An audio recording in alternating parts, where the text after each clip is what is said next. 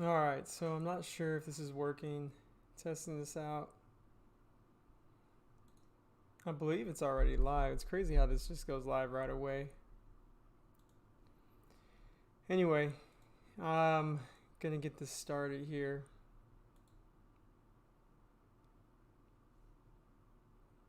Gonna give a little bit of time before I get started.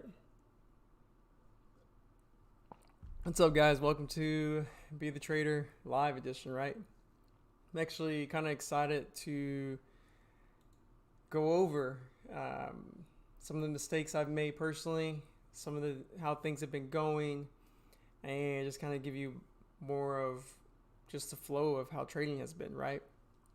And some sneak peeks of what's to come on the show, because I have some exciting news that I'm excited to share with all of y'all, and I think you're going to be excited to hear this. And if you follow me on Twitter, you probably already know some of this news. However, you probably don't know the details of the news itself. Now, one thing that I wanted to do today is really go over trades. I didn't have a good day today for myself. In fact, I ended up having a red day, which I don't really care whether it's red or green personally. I know over time I have stayed consistent. I am a consistently profitable trader, and sometimes I have red days, sometimes I have green days. It doesn't matter. That's not the focus. But the main reason why I'm not happy with how I traded today is because of that, how I traded today. And I want to share with you all how I review trades. And a lot of people tend to review trades maybe one time, maybe two times. And we tend to review them when we're in a state of arousal or upset, right? Like excited or upset, whichever way, like if you just won or if you just lost. And I bet most people don't review when they win, which you should, because you can learn a lot of things that whenever you do win on how to improve. But one thing I want to go over is how I thought of my trades after I lost, how I thought of my trades, after time went on, and then how I think now. And I'm going to show you how I reviewed those so that way you guys can see just the different stages of reviewing a trade and how your mind can really play games with you or really not let you see the full picture when it comes to reviewing a setup. So, with that being said, I want to talk about two stocks today. REDU, which we'll start off with the big picture. I always start off with the monthly, and I'm looking up. I know you're seeing. Let me see if I can move this down, and I'll keep it. REDU. Now, the reason why I'm talking about this stock today is because it actually was on. Number one is it's one of my losses today, and it shouldn't have been. And there's a lot of reasons why it should have not been, and I'm going to explain that here in detail. But the main reason, by the way, sorry I haven't even looked at chat. What's up, Chiraj? What's up now, Kicks? What's up, DRZ, man? How you doing, man? Damn, good discipline, DRZ. Very good discipline, dude. That's crazy, dude. That's awesome. That's awesome. I love hearing that, by the way. I think that's really good news that you only traded once. So what I was saying is REDU. Why was I interested in this stock? Well, number one, on the weekly, it's overextended. On the daily, we have this thing up from 350 all the way up to 750. And not only that, but on the prior day, we had some exhaustion going on, right? Now, the main reason why I was interested in this, because today is the first day that we're actually gapping down. Now, this is a strategy a lot of people tend to already know, but however, let me explain what I did, my thought process was, and what happened after the fact, like when I was in the trade, and as well as how I've been reviewing it and what I've seen that I made a mistake on. Now, on this setup, I always like to draw, let me just draw this line here. Over the previous close is 745. And then, so 745 was the previous close, right? So I was interested in that pre-market. And then I also noticed pre-market, we had some resistance here in the 80s. And I just really like this whole dollar, this $8 number, right? And so I drew these lines out. And I had the plan of, I want to short this if we get a spike to this area, this 780 area. And I didn't want to short pre-market because I personally don't like that. And the volume wasn't very high. So I want to wait until the open. Now, because of that, at the open, if you look, we started cracking this key area, which is very important to notice, $7. And the reason this is a key area is, let me send that all the way to the left. You'll see major support, but then if you go back even further on the daily, you even have support here. So you can see why this number is significant, right?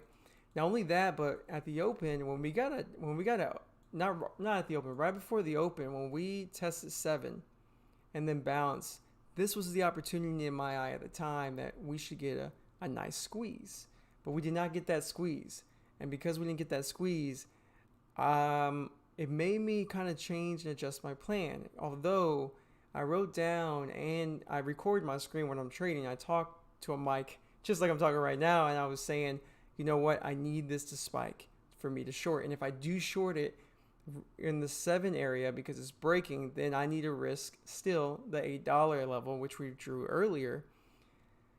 And if that's being the case, I need to size it appropriately.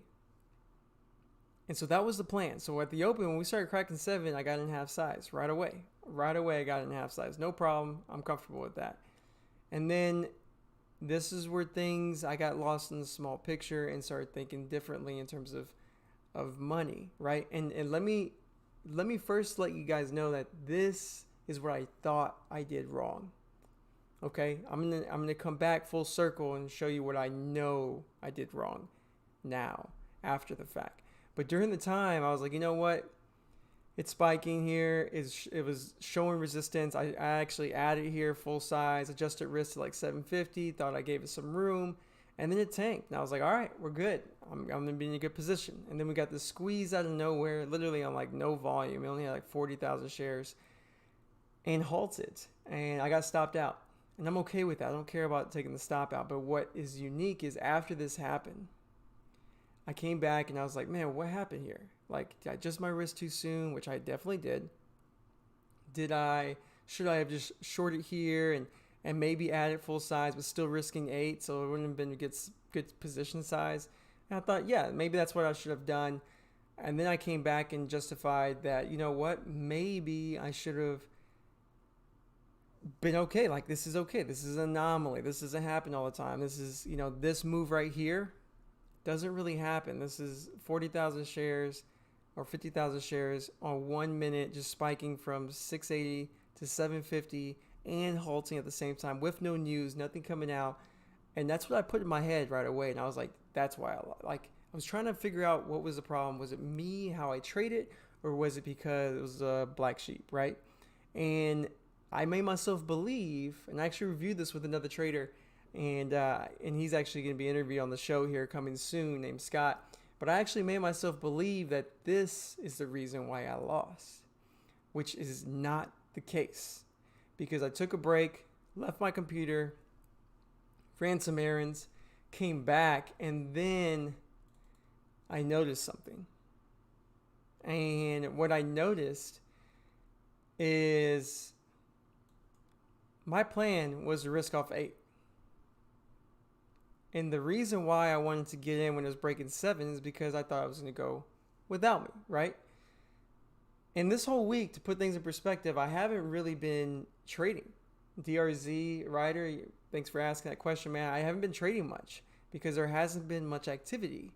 And so there's been far few plays. And with that kind of mentality that's been happening, I think when I saw this, I didn't want to miss it. And so I took my trade. And I'm not okay with that. But if I'm going to take that trade, you keep your risk there, right, at that $8 level. And since that was the whole plan to begin with. Now, with that being said, so I was like, okay, well, ultimately, the problem was I had FOMO. Because even if I'm going to take this trade here, let's say, okay, well, you take the trade and you risk 8. It makes no sense to do that because you're risking $1. And best case, I was thinking 550, and that's the best case. So what is that? that's not even a good risk reward. You can already do the math already. It's not 3 to 1. 3 to 1 is not even possible. So because of that, that's when I realized that the reason this is a bad trade is because risk reward wasn't there. And then not only that, but that is what, and adjusting my risk, I was trading out of FOMO, like there's not opportunity today. There really wasn't for me how I trade. Now, everyone trades different. I don't care if you're like, man, I traded 3 times a day and killed it. I don't give 2 shits about that because it doesn't pertain to me. I know what makes me successful. I know how to make money, and I know how to do it consistently. This is not how I do it. And so when I came back over time and I saw this, it's very interesting to me that you realize the mistake not right away. Like at first I thought, you know what? I took the loss because, it was a good trade. I thought I traded to my plan. Everything looked good. I adjusted my plan. I liked the adjustment. Came back again, talked to another trader, and he was like, kind of agreed with me in some sense that this was kind of a black swan. That was the next excuse. And then I take a longer break, come back, and I'm realizing, no, the main reason why this is a bad trade is because I shouldn't have been trading to begin with. That's why. There was no risk reward. And if you would have been patient and waited for this optimal entry, because now you can risk the 780s, like we said, it gave it to you. And then you get in, you can get a good risk reward. You can get that 3 to 1, or base case, today it just didn't work out perfectly, but it got you 2.5 to 1, which is really nice. So it's very interesting and just insightful that I noticed that after the fact, after coming back, after hours go by. Now the same thing I did with GRWG. Now this one, same scenario. I said pre-market. First off, big picture, I thought, you know what, we got this major resistance. And I say major because it's the first time. It's never been all-time highs, right? On the daily here, all-time highs, wick. Not only that, but we have this overextension. I got lost in that because that's all I saw at first, okay? I said, you know what, red-green on this move. And red-green is important, but it's not that important. And today I got lost in that as well. Like it's not that important. For those who have been trading for some time and understand these type of trades, maybe that used to be important, but nowadays it doesn't mean shit. Like it's not that big of a deal. You want to be in before that happens. And so I immediately got lost in that, and I didn't take the time to look at the big picture. Because this is my process. I look at monthly, weekly, daily. And then I'm like, okay, overextension, we may get the first red day.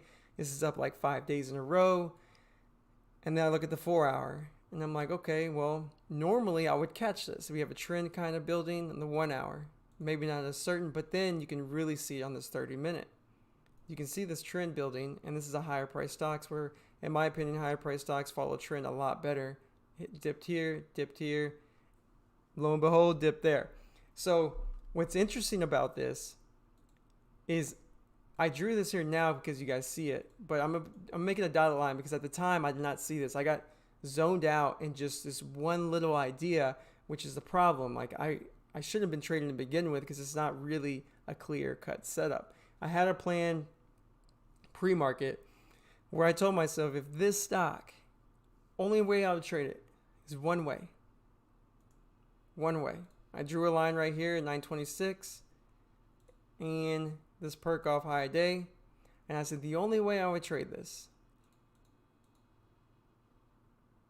is if this stock, let me go here, if it spiked above the 1926 area or the 1960 and shoved with big volume. That's the only way I wanted to trade it. I literally said that in the recording, and then I started, then I got lost in the whole setup because at first it really wasn't nothing. I was sitting on my hands. I was like, there's nothing really to trade unless this happens on this stock, unless REDU happens a certain way. So there was a high odds for me, which I think got to me because at first, when we got the spike, I thought, you know what? We got this little rejection. I was like, you know what? That's what I want to see, but I'll be patient. I want to see maybe another rejection. We got that rejection here. And then I started shorting. I mean, it was almost a chase. I got a shorting at 1870, 1850. I got an average of 1850. And I'm okay with that. Like, Well, I'm not okay with it. But at the time, I was like, you know what? I'm good with that. I'll risk 1940s because I'm thinking it's going to go red and we're going to get just a downpour. But keep in mind, look at this dotted line. I didn't see this at the time because, number one, I got lost. And this is the only reason why I shouldn't be in the trade at all. I'm going to explain that here in a minute. It's what I said at the beginning, pre-market, what my plan was. The plan was I needed a push with huge rejection, shove, big volume. That's what I'm looking for. And we didn't get that yet. You can see this big volume comes in, but it's green, right? We got some big volume coming in. We got some spike. Yeah, we get rejection, but it's nowhere near the rejection needed. I mean, here you go. Compared to even this red candle, and it's nowhere compared to this green candle or this green candle. Like, there's no big rejection. But I think FOMO. I didn't want to miss. It's been dry lately. There hasn't been a lot of good plays lately for me. And so what did I do? I took the trade. I got lost in this little potential price action instead of listening to the plan. And then when we got this shove, same thing. No big volume rejection. And what did it do? Yes, it squeezed. So the big reason, number one, when I first took my loss here, I got out whenever it broke this 1940. Whenever I took my loss, first off, I immediately thought, and the other thing I want to add is I actually cut it prematurely once here before it did this shove because I just felt off, and I never want to do that. Personally, I want to stick to my risk no matter what. I don't care if I'm trading in the wrong mindset. Once I place a trade, I want to stick to my risk, period. And I didn't do that. And then, so I took a little half an hour loss and then chased it again, got in again, and then took the full hour loss. So it was just like a 1.5 to 2 hour loss, which is very frustrating. But at the end of the day, at first I thought, why did I take this loss? When I reviewed it on my own, I thought, you know what? I like this setup. I just don't like how I got in and out right here and took that quick half hour loss and then took a full hour loss. That was my immediately assumption. Then I talked to another trader, a friend of mine, who's going to be on the show here soon. Like I said, his name's Scott. Good trader. Trades completely different from me. To me, it's just, we're just completely different, but very similar too. It's very odd. He pointed out the trend. And I was like, yeah, you're absolutely right. Like, that big picture, this is not did yet. This is a bigger price stock. These trade a little differently. They follow these trend lines a lot better, in my opinion. And I mean, I shorted it this day and did really well. You know, Like, I got 2R, made 19, didn't go all the way down to where I wanted to, so I had to cover. But what did it do? It held trend that day. It actually confirmed this line on these two days. So this third day makes it really strong. And then what does it do? So the idea at first, the second time I reviewed it, I was like, well, that's why I shouldn't have traded it, because we had this rejection and it never broke trend. So I should have really waited for that. And keep in mind, the first time I reviewed it, I just said, I just didn't like how I traded it because I was okay with the loss. I just wasn't okay with taking a little bit bigger loss than normal because I took half off before I hit my risk. So that's the first observation. Second observation was a trend. The third time was a charm. And that's when I took a break, ran those errands, came back. And this is the value. This is a reality. It never did anything that I said it should do before I enter. And let's go. Where's the big red volume candle? You don't see it. It's not in here. It's not in here. And this is gradual, right? Go to the 1 minute. This is very choppy, first off. But look at this. These red candles don't do anything compared to the green, right? This bigger volume there. And compare it to yesterday. Yesterday didn't even have... Look at this volume. Look at these red candles. And look at these. So I should have never been in the trade, period. Sure, this trend line is nice to notice. But quite frankly, I give two shits about that. Because the way I trade, like, it's not only trend lines. And I do see it there. I respect it, yes. But I don't respect it that much. Like, if we had this red candle here. If we had this, baby, on this rejection. And it was one candle.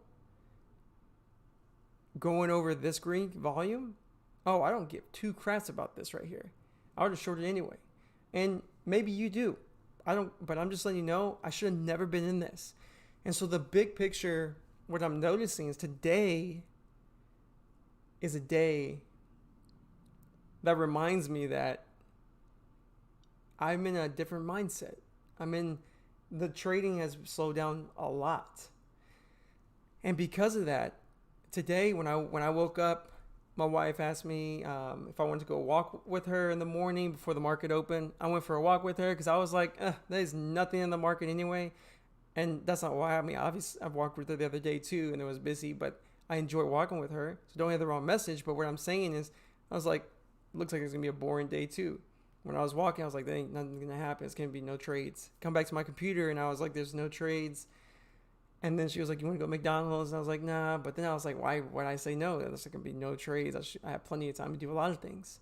But then what happens when the market opens? It's like I force things today.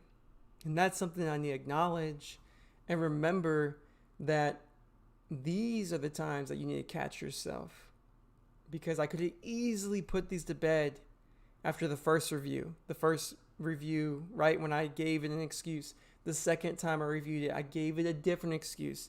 But then the third time, when I had a lot of space, no emotion involved at all.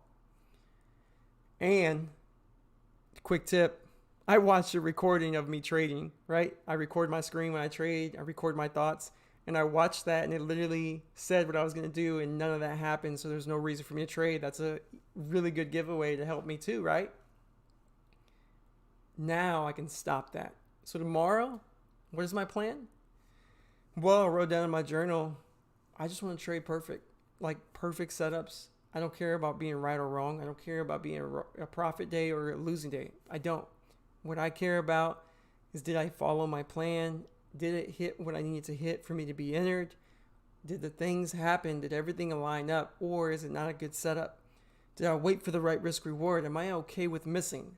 I want to be able to, maybe tomorrow, what I'd love to happen, which part of me doesn't, and that's the ego, but part of me would love to happen is the rest of the week, there's nothing. And I watch and I sit on my hands because that's a win. And I want that win because today shows me that I don't have that discipline right now. At least today I didn't. I've had it for a long time. And today is a day where I slipped. Now, I'm not saying beat myself up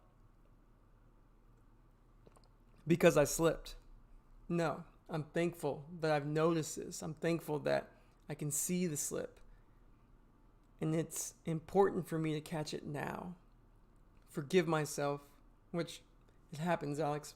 I do forgive myself. Like, I'm seeing it. I'm glad I took that step back. I'm glad I looked at the recording. All of those processes makes me a disciplined trader. It makes me consistently profitable. It keeps me consistently profitable. So that's what I wanted to share with you today. If you took a loss, review it, right? We're all gonna look at it as soon as we take a loss. Most of us do. You look at it and you're like, man, what happened? Whatever you say right there, write that down, record it, and then come back. Then review it again. See what happens, what your thoughts are. Record that. And then wait another day or like until the emotion is completely gone. Then review it and see what you can find. And I think you'll be surprised. You'll start to see things differently. So make sure you do that. Because if I didn't do that today, I would not have seen the real problem here. The real problem isn't the entries, isn't getting in and out, isn't the stock itself, isn't a black swan. I might make, like, all of those are excuses. The real problem is I didn't wait for the key indications. And if I would have been okay with no trades, zero today, then I would have been placing no trades today. Really, I probably would have placed zero. And it would have saved me a lot. And that's one thing people don't talk about. You save money. You make money by not placing trades, I guess is a better way to say it. Because today could have easily been a no trade day, easily. But I didn't let it do that. Now, the other thing I want to do real quick is, what's going on, Joanna? The value provided on this channel is mind-blowing. Thank you, Shiraj. I appreciate that, man. So the one thing I want to go over, and if you have questions about these, about anything, guys, you can now, since I've explained the whole process of reviewing the 3 different stages of reviewing and why I did that. Go ahead and shoot your questions if you'd like. But I'm also going to share with you real quick. I'm going to do a quick scan of the market. I want to scan and see really if there's any setups, you know, like if tomorrow looks slow for me.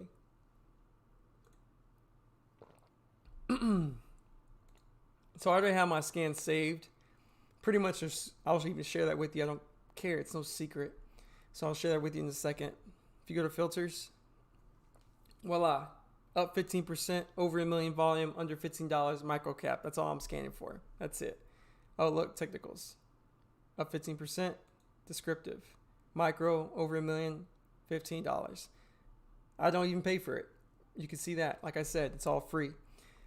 That being said, just looking at this, looks like it's going to be a boring day for me. Everyone's different. Everyone knows what they're good at trading, or you should know. And if you don't know, it's okay. Just keep working at it. But the first thing I notice is we have nothing that even reach 100% today. Nothing. And not that that's what I want to see, but anyway, look how small this list is. That's a clear indication there's not much going to be happening. And I'm always looking for something that's overextended, or even day one that's massively run, like 77%. Yeah, but there's this. If you watch the stock today, it's a crapshoot. Some people got lucky, some people didn't get lucky. You know, it all depends on how you watched it. But the only thing that kind of looks interesting,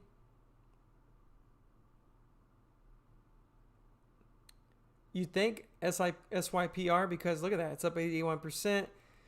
We'll look that up in a second, but I don't, 81% looks nice. The volume, can't really tell what it is, so question mark. And then this one, yeah, it's 3 days up in a row, but from what, 240, 230 to 4, that's not that much. And then INOD. So let me pull those up real quick. INOD and CYPR. So CYPR already no go, because if you go to a daily, yeah, it looks great, overextension. But what is this nonsense? I don't freaking know. And because I don't know this, I'm not trading it. Like, it literally, the last hour, it freaking spikes on 3 million shares. I don't give two craps about this news. Shares prop after unit gets order for Alberta Express gas project. Sure. This could be, I don't know, it could go either way. So I'd ignore this 100% because I want something that's high odds. We just reviewed all the trades, right? We just reviewed what I'm looking for. This is not it. What was that other one? INOD. Yeah, it looks pretty cool here, right? From 170 to 245, you might think that's up a lot. Only 2.5 million shares, not a ton. It's a major breakout on that chart, but not here on the weekly. There's some resistance here in the 3s. But it's really not up a lot. And to me, I'd watch it, but I won't have any trades for it tomorrow. So I'll just keep it on my radar. But the biggest thing, guys, that I want to explain, that I hope really you take away, is be careful how you review your trades. Be careful what you initially think when you review. Be careful with, I do think it's important to review with a friend, like I do, but still don't let that be, oh, okay, I did that, now I know what I see.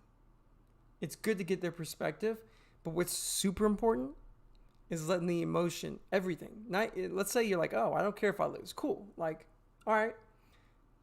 But let's make sure you're not even thinking about it at all. Then review it. Then you'll see what the real mistake was. So I'm about to wrap this up, but I just want to make sure and answer any questions. Kaz, would you say FinViz is good enough for a scanner as opposed to stocks to trade? Dude, personally, yes. I mean, I've done really well. And I haven't had a problem making money with trading and being consistent. And that's all I use is FinViz. I use Dash Trader software that just shows me big percent gainers, but everyone's software shows you big percent gainers at the open. So not a big deal there, but FinViz is all I use personally. Market slowed down really hard. Nothing gaps up with major resistance or even any history. Nothing ran for 2 or 3 days. No, yeah. DRZ rider. You and I, we kind of look for the same stuff here, I can tell. Good news is you probably didn't trade today. And the good news is I recognize why I shouldn't have. Have you been in the same market as everyone else? Choppy maybe, but slow, not even. Nah, I mean, I think it's been slow this past couple of weeks, like this week. And sneak peek, just to let you guys know, 2 things. Maybe 1. I won't share the other yet. But I actually had a chat with Dux and Tim Grittani and myself on the show, Be the Trader. We recorded it just this past weekend. No, it was yesterday, Monday at night. And we talked about how the market has slowed down. And it has slowed down. Us 3 agreed on it. We're not saying just because we say it, James, that you're wrong. It could be hot for you, dude. And that's awesome. Like I said at the beginning, everyone trades differently. For me, this is not a busy market right now. And if you're like, oh my God, like I'm trading every day, well, good for you. And if you're not consistently profitable, then I really don't care what you have to say. No offense. But if you are consistently profitable, I still don't care what you have to say, because how you trade and what is an active market is different than me. It's different than the other person. It's different than anyone else. Everyone trades differently. And it's something everyone needs to acknowledge and be okay with. And it is slow for me. But with that all being said, Momo Dreambox, it's okay, man. That's great discipline. And I'm super happy you had that 1 trade so far. And I don't, at the end of the day, red, green, doesn't matter as long as you're consistent over time. People don't talk about that enough, because on Twitter, all you see is the glamour. But with all that being said, guys, I really appreciate you all supporting the channel, being here, and make sure to DM me sometimes on Twitter. I'm always answering questions. I'm always happy to help. I hope you've been enjoying the series I've been doing, but traders reviewing gurus. And just to let you know, I have a really cool series coming out, because I know you guys heard me that I've been recording my screen. Well, I'm going to start sharing some of that, because I want you guys to see what real trading is like. For the ones who are like, I'm not consistent yet, but I'm trying to get there. Well, I want to show you what consistently looks like, even when you make mistakes, even when you make the right play like today, or you call what you need to do and don't follow through, but in the action rather than hindsight. Today's hindsight. It's important, but there's a lot of value in the moment. So we'll see if I release that soon. But if I do, I'd love to see your thoughts, what you think about it. And other than that, guys, thank you so much. Y'all have a great day and enjoy the rest of your day. And remember, stay disciplined. And don't forget process over process. And for those of you who don't remember or don't know, be the trader that you need to be. Be the story that everyone can share with their family and friends. Don't worry about other people. Focus on you. Take care.